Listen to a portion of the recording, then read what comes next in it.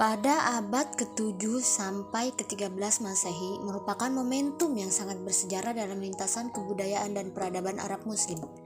Islam mengalami kemajuan pesat yang ditandai dengan kekuasaan yang sangat luas serta penyatuan antar wilayah Islam.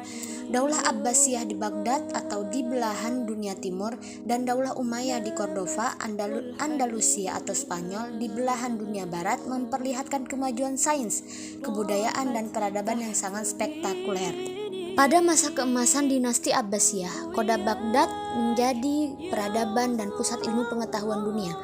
Sejarah dan berbagai legenda menyebutkan bahwa zaman keemasan Baghdad terjadi ketika masa kekhalifahan Harun ar-Rasyid. Ketika itu, Baghdad menjadi saingan satu-satunya bagi Bizantium. Kejayaannya berjalan seiring dengan kemakmuran kerajaan, terutama ibu kotanya. Saat itulah Baghdad menjadi kota metropolitan tiada bandingannya di seluruh dunia. Robert Stephen Briffault dalam buku terkenalnya yang berjudul The Making of Humanity mengapresiasi kontribusi besar para ilmuwan muslim terhadap dunia modern. Briffault tanpa ragu mengatakan, ilmu pengetahuan adalah sumbangan peradaban Islam yang maha penting kepada dunia modern. Utang ilmu pengetahuan kita kepada ilmu pengetahuan bangsa Arab tidak tergantung kepada penemuan-penemuan teori revolusioner. Ilmu pengetahuan berutang besar sekali kepada kebudayaan Islam. Pada zaman pemerintahan Harun ar-Rasyid dikatakan sebagai masa kemasan Islam, karena pada masa itu ilmu pengetahuan berkembang dengan sangat pesat. Ia telah melakukan banyak gebrakan dalam bidang ilmu pengetahuan, seni, dan kebudayaan, termasuk juga dalam ilmu kedokteran atau ilmu pengobatan. Untuk mengembangkan negerinya di bidang tersebut, Harun ar-Rasyid memanfaatkan kekayaan yang dimilikinya dengan membangun rumah sakit, lembaga pendidikan dokter dan farmasi. Yang kemudian ilmu pengobatan pun ikut terus berkembang seiring dengan bertambah majunya ilmu pengetahuan dan teknologi itu sendiri. Dalam perjalanannya, ilmu pengobatan seakan-akan terbagi menjadi dua kutub yang berbeda antara pengobatan timur dan barat. Pihak barat mengklaim bahwa ilmu pengobatan berasal dari barat sebagaimana ditulis Steve Parker dalam bukunya Ilmu Kedokteran sebagai berikut. Banyak dari pengetahuan kedokteran barat yang berkembang bersama kebudayaan Mesir, Yunani, dan Romawi ketika kejayaan Kekaisaran Romawi memudar. Pengetahuan ini menghilang dari Eropa dan berpindah ke Afrika Utara dan Timur Tengah berkat terjemahannya ke dalam bahasa Arab, terutama di pusat-pusat kebudayaan Islam seperti Baghdad, Kairo, dan Cordova.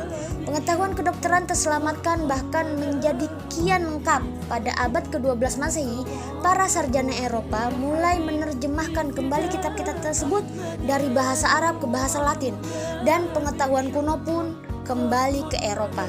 Dinasti Abbasiyah merupakan keturunan Abbas, yakni paman Nabi Muhammad SAW yang memerintah pada tahun 750 sampai 1258 dari Baghdad, tempat yang dipilih oleh Khalifah Abbasiyah kedua pada tahun 762 dan dari Samara pada abad ke-9. Nama dinasti Abbasiyah diambilkan dari nama salah seorang paman Nabi Muhammad SAW, yakni Al-Abbas bin Abdul Muthalib bin Hashim.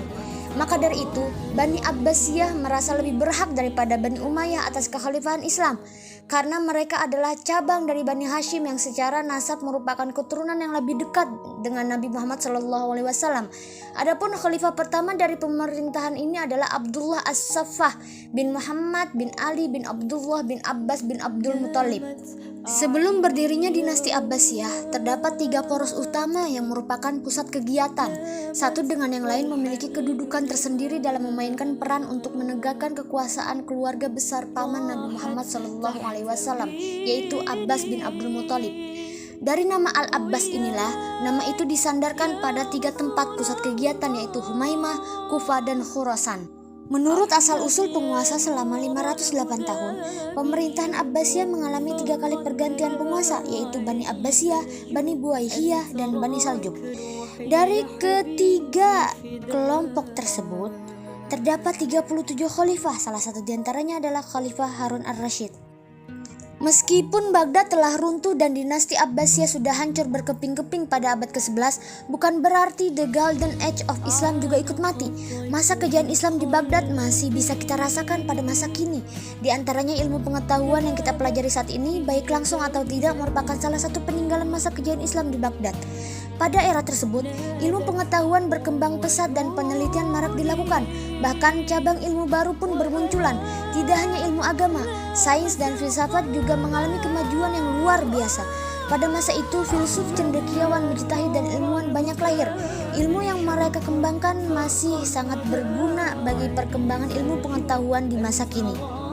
Kemajuan-kemajuan yang diraih Daulah Abbasiyah pada masa keemasannya itu, khususnya dalam hal keilmuan dan pendidikan, tidak luput dari kebijakan-kebijakan yang dilakukan oleh Harun ar-Rasyid pada masanya.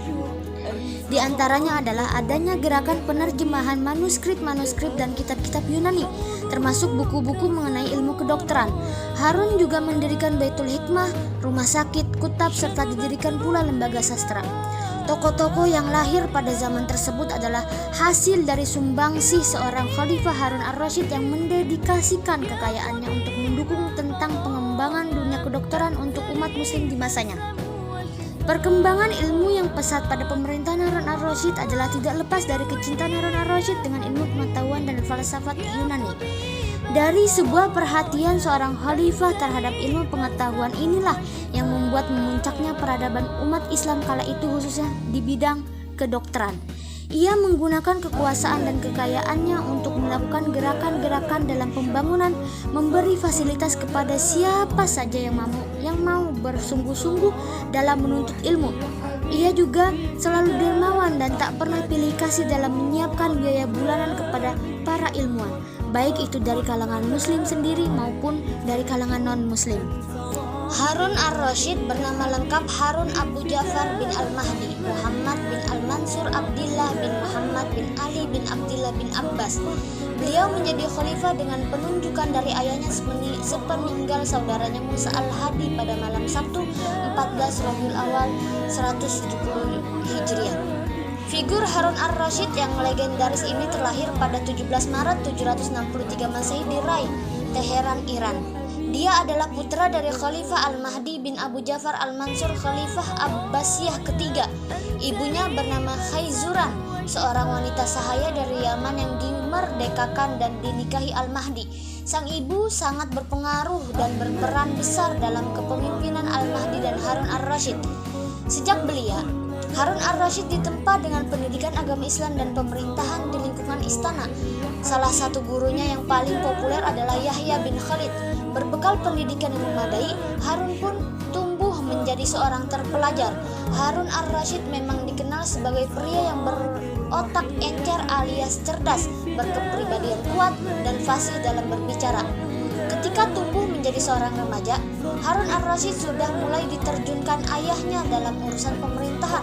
Kepemimpinan Harun ditempa sang ayah ketika dipercaya memimpin ekspedisi militer untuk menaklukkan Bizantium sebanyak 2 kali.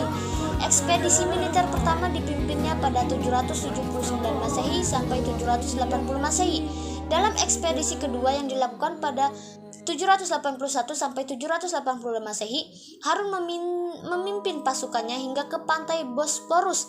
Dalam usia yang relatif muda, Harun ar-Rasyid yang dikenal berwibawa sudah mampu menggerakkan 95.000 pasukan beserta para pejabat tinggi dan jenderal veteran. Dari mereka pula Harun banyak belajar tentang strategi pertempuran. Dan beliau wafat pada tanggal 24 Maret 809 di Tus, Khurasan.